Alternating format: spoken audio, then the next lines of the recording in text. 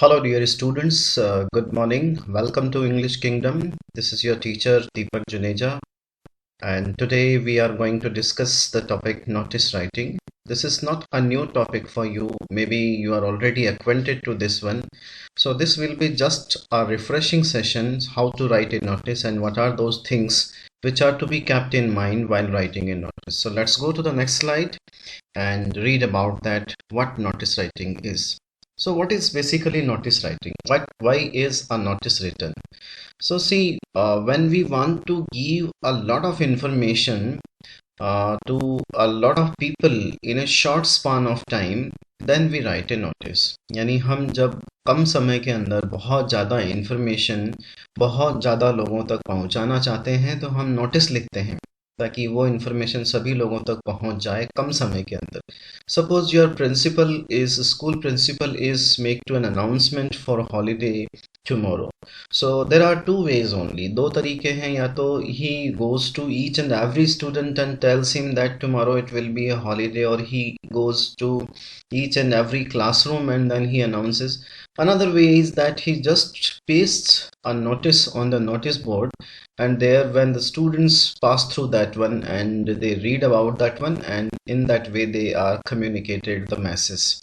So this is the purpose of notice writing, to give a lot of information to a lot of people in a short span of time, in a short period of time.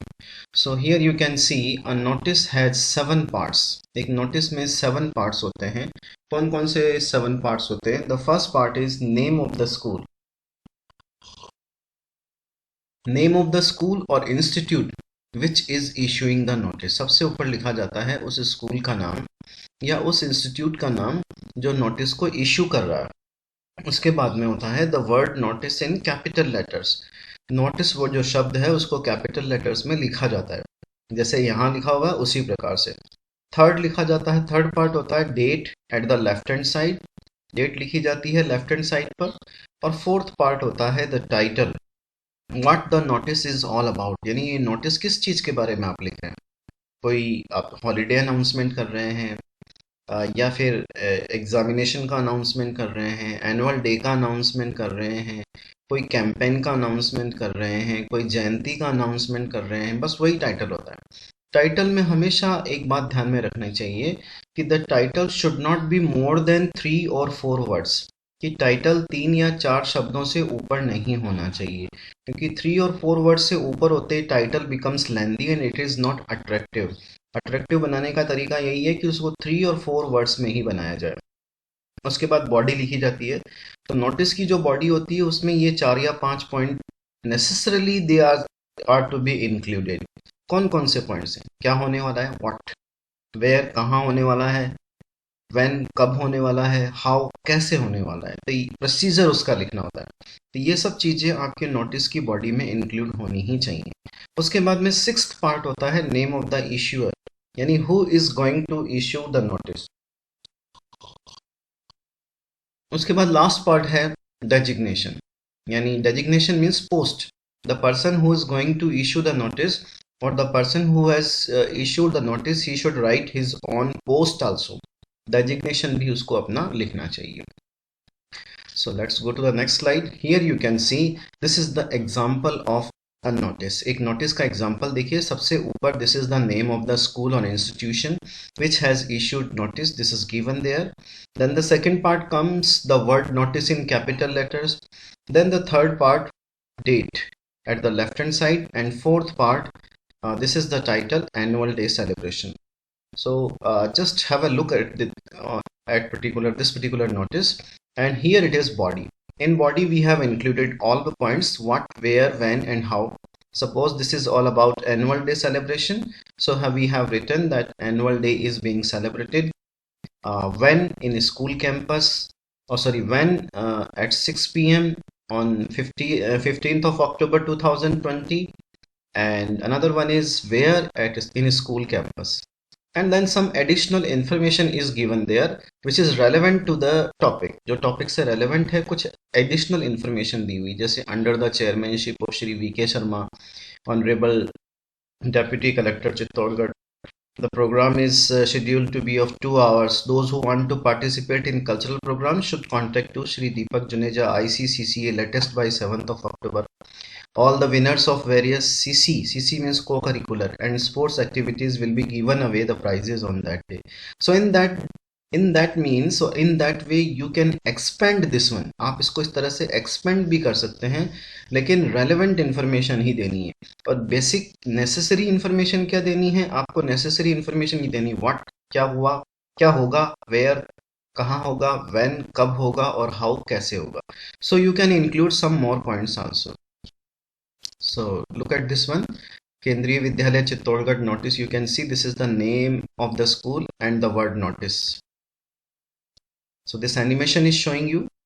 And the second one is date. Look at this one, date. Date is looping all over the date. And the next one is, this is title. This clear cut showing the title. This is annual day celebration. And look at the title. It is only of 3 words. So in that way, it has become attractive.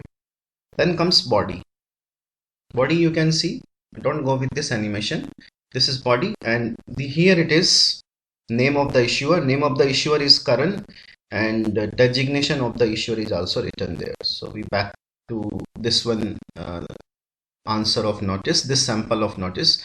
So you can better understand in that way. Here you are supposed to write the name of the school first, then the word notice in capital letters, then date, then this one becomes the title, and here you are supposed to start like that, all are informed. This is the best way to start.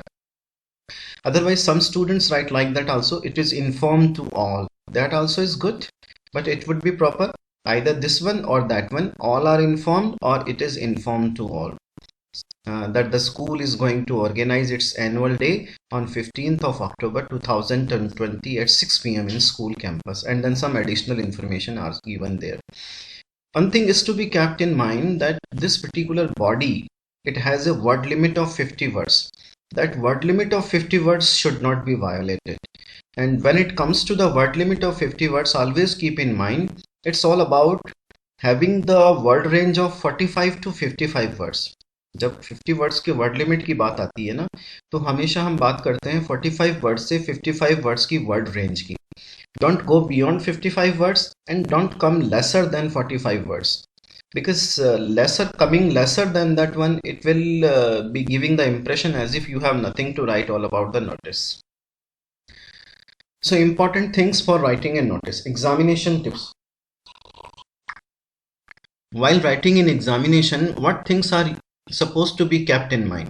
The first one, a notice should cover the complete and authentic information, because you are communicating to a lot of people. That's why it is very much required कि आप जो information देने जा रहे हैं वो complete होनी चाहिए. Complete in the sense कि उसको पढ़ने के बाद में जिसने पढ़ा है उसको सारी information मिल जानी चाहिए, वो दूसरी information के लिए इधर उधर भटकना नहीं चाहिए, और इन्फॉर्मेशन ऑथेंटिक होनी चाहिए. ऑथेंटिक का मतलब होता है कंफर्म इन्फॉर्मेशन होनी चाहिए. A notice should have the word limit of 50 words. This we have already discussed. And the third one, a notice should use only third persons like he, she, they, him, their, them, etc. Don't use the first and second persons like I, my, me, you, your, etc. अब ये first person और second person और third person क्या होते हैं? First person is always speaker, I, my, me, we, our, us, ये first person है. इनका यूज नहीं करना है आपको, नोटिस में कभी भी यूज नहीं करना है. सेकंड पर्सन यू, योर, इनका भी यूज नहीं करना है. आपको नोटिस में केवल थर्ड पर्सन का यूज करना है.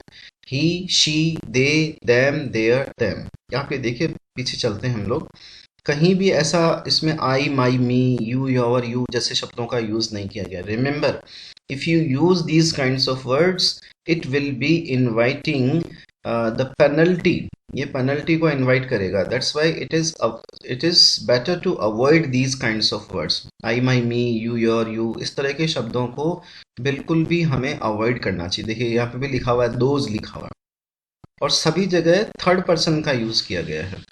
थर्ड पर्सन किसी का नेम भी हो सकता है, तो नेम यहाँ पे लिखा गया है. इस चीज का ध्यान रखें आप. A notice should present facts and information. No personal opinion should be presented. एक नोटिस के अंदर फैक्ट्स और इंफॉर्मेशन होनी चाहिए, कोई पर्सनल ओपिनियन नहीं देनी चाहिए. अब आप इस नोटिस को भी देखिए, सिर्फ इसमें फैक्ट्स प्रेजेंट किए गए हैं और सिर्फ इंफॉर्मेशन दी गई है। अब मैं अगर इसमें पर्सनल ओपिनियन लिखूंगा तो देखो कैसे हो जाएगी। ये यहाँ पे जैसे मैंने लिखा, in school campus under the chairmanship of Shri V K Sharma, honourable DC Chittorgarh, Shri V K Sharma, he is very kind person and he is coming to our school. We should be thankful to him that he has spared such a he has spared a time from his great schedule, and we all are thankful to him. तो ये आपकी personal opinion हो गई। इस personal opinion को include नहीं करना है नोटिस में। You are suppose to be straightforward, give facts and information only, don't present anything which is related to your personal opinion. यानी जैसे वो स्प्राइट का ऐड आता है ना, स्प्राइट के ऐड में वो कहता है कि सीधी बात, नो बकवास, तो ये कोल्ड ड्रिंक का ऐड है ये। तो उसी प्रकार से हमें in notice we are suppose to do सीधी बात, नो बकवास is suppose to be done there.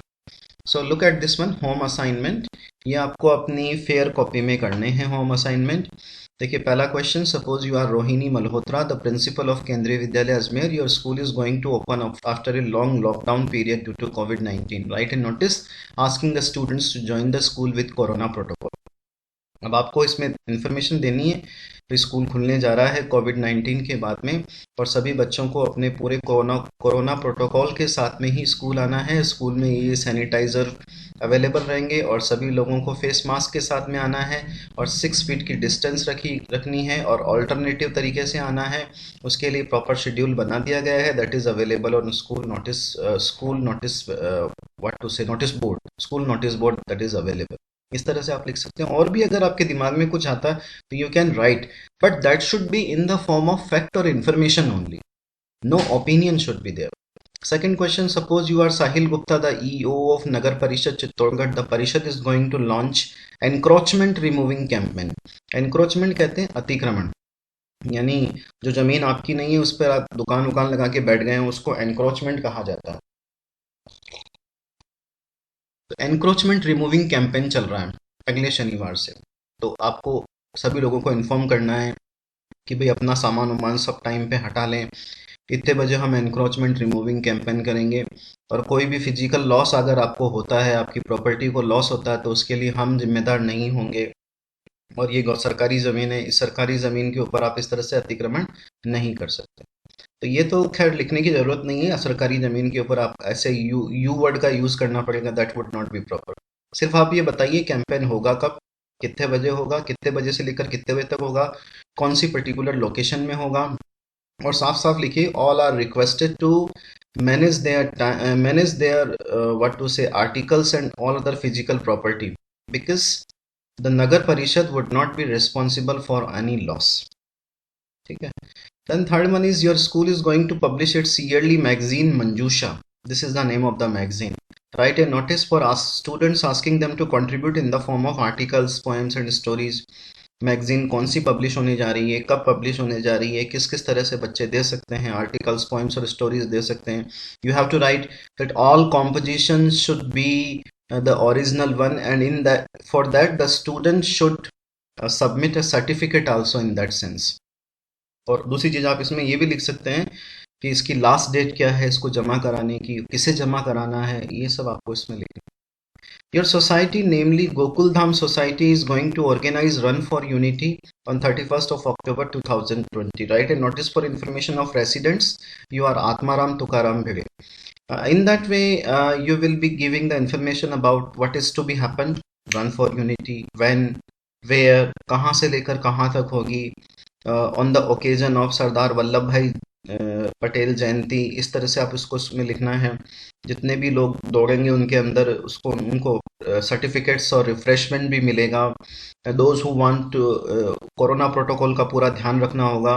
Those who want to run, they will have to take care of corona protocol, and those who want to participate should submit और register their names in advance too, जिसको भी देना है, या तो secretary को ही देना है तो उसी का नाम लिखिए।